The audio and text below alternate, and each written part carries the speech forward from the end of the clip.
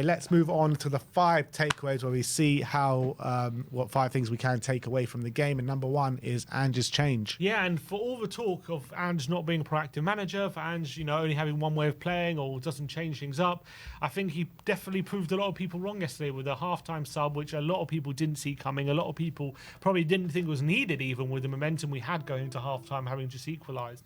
And I think Ans changed it up, brought Pape Matar on, brought a bit of solidity in that midfield, made it a double pivot with Basuma, added that protection, just stopping Bowen and Kudus getting the joy they were in the second half. And it led to Spurs completely running riot in that second half. And Ange deserves a lot of credit for making that sub, because it's a change which a lot of people wouldn't have made. And I think a lot of people don't realise that Ange does change things up. He does see things that other people don't see, and doesn't get the credit for it sometimes. Yeah, absolutely spot on, and not bad for a manager that doesn't change anything ever, and he just has one way of playing and one plan, and that's it. Well, he showed yesterday that he's got multiple things that he can do on that pitch. So brilliant stuff from Ange Postecoglou.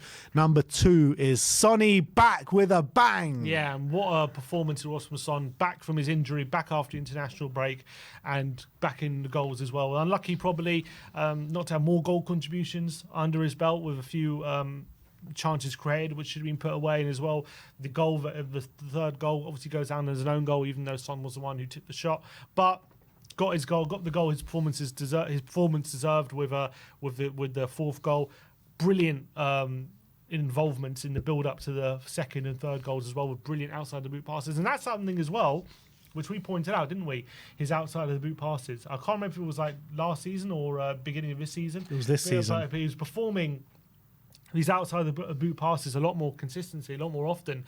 And yesterday we saw the consequence of that. Brilliant pass to Udogie for the opening goal, and that spin on the pass just really allowed Udogie the option to cut back and allow pass it to Basuma. Obviously a brilliant outside the boot pass, and then continues his run for the third goal as well. So great to see Sonny in this form. Great to see him as sharp as he was looking yesterday.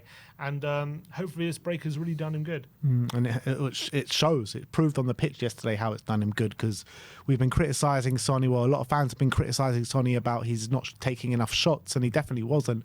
But he put that right yesterday, and he was taking a number of shots on the day. He completely turned Todibo inside out, and Todibo is considered as before he joined West Ham, he was considered as one of the best up and coming defenders in Europe. So that was great to see, and he just leads by example, doesn't he? He just leads by example. It's 5 goal contributions in 6 games now, I think. Unbelievable. So 3 goals, 2 assists. Not bad for a washed-up player, is it?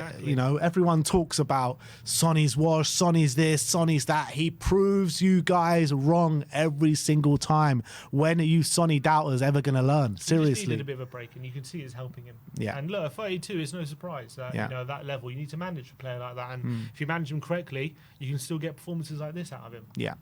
Number 3 is brilliant Basuma. Yeah, and Basuma back in the team yesterday. Another player who, I wouldn't say it was a surprise, but I think most people would have had Bentancur in the starting 11 for this game, because he's been playing well this season, and especially Bentancur didn't go on international break and Basuma did. So, Bentancur might have been the fresher pick for this one, but Basuma came in and put a brilliant display in the number 6 and back to his best, I feel.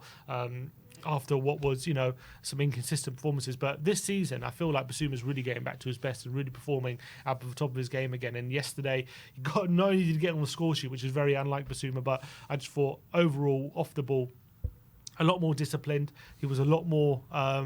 He was a lot more disciplined in his position, sticking to that number 6 position, but he did feel the moments to go forward. He did feel out the moments to go and help the attack, and could have had an assist if Son scores his goal. Obviously, he did have a goal himself, but I thought the protection he gave the back line was brilliant. He was bossing the West Ham central midfielders for most of the game as well. And it's great to see Basuma in this kind of form, because if we got him in this kind of form consistently, then he's one of the best players in that position. Yeah, he really is, and you're really starting to see a Basuma from the first 10 games of the season starting to creep in, albeit it is the first 10 games of this season. So the thing that we've criticised Basuma for is consistency. So I really want to see him go on a big run of good performances, because he hasn't shown consistency since joining Tottenham. So hopefully this can be a sign of things to come for Basuma.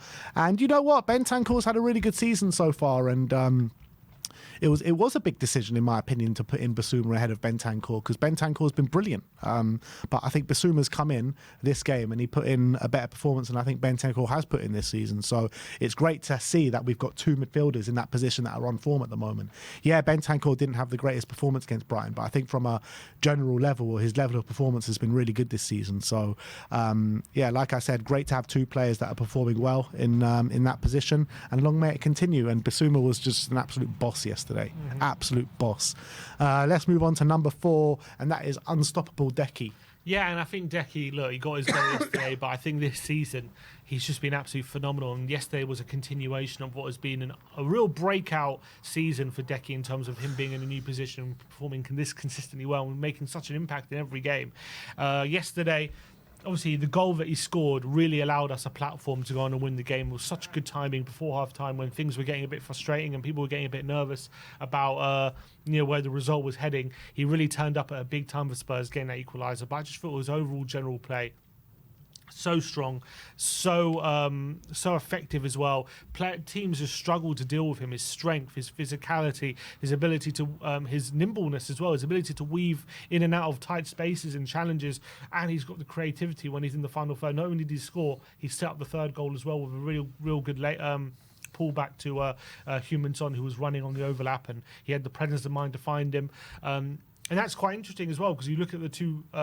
The first goal and third goal. The first goal, he cuts inside and shoots and scores. The second goal, he cuts inside to create the space on the outside, and then he plays the pass. So he keeps the opposition guessing as well. He's such a clever player. I feel like he's getting better and better. He's still only 24. He's got so much room to grow and so much time on his side. So best player of the season so far. Another unbelievable performance against West Ham, and he's just going from strength to strength at the moment. Yeah, I mean, he's a phenomenon, Dejan Kulusevski. Ever since he's moved into the middle of the park, he's started to add consistency, quality to his game. It really brings out his strengths playing in this position, and I'm here for it. I think he's been absolutely brilliant, unplayable at times, and you're just seeing the confidence just reap through him at the moment, aren't you? The way he's playing at the moment, the confidence just brewing through him, and he's the best player on the park every single week at the moment, and players just can't deal with him. They just don't know how to deal with him, and it's hard to deal with someone that has that much physical qualities, but also the quality and the presence of mind and the football IQ that he does have.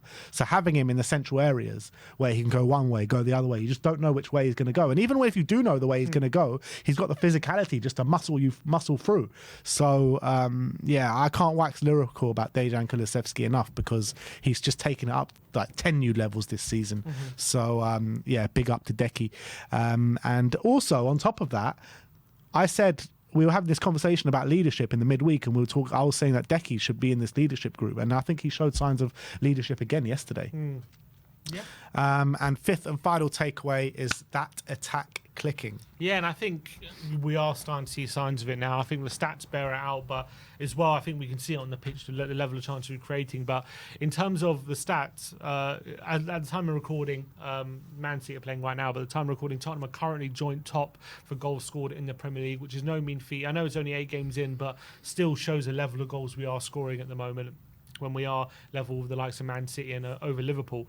And this season, we've already scored 3+ goals in a game on 4 occasions, and we only did it 9 times last season. So I think that's clear evidence for me that we are really starting to click. We're starting to get those goals, put the ball in the back of the net, essentially, which I think at times last season, maybe even this season, that we've had those struggles to do that. And I think Ange has been very, very consistent that's the first thing we need to fix at this football club, in terms of getting that attack clicking, getting the combinations right, and getting the level of goals we need to score.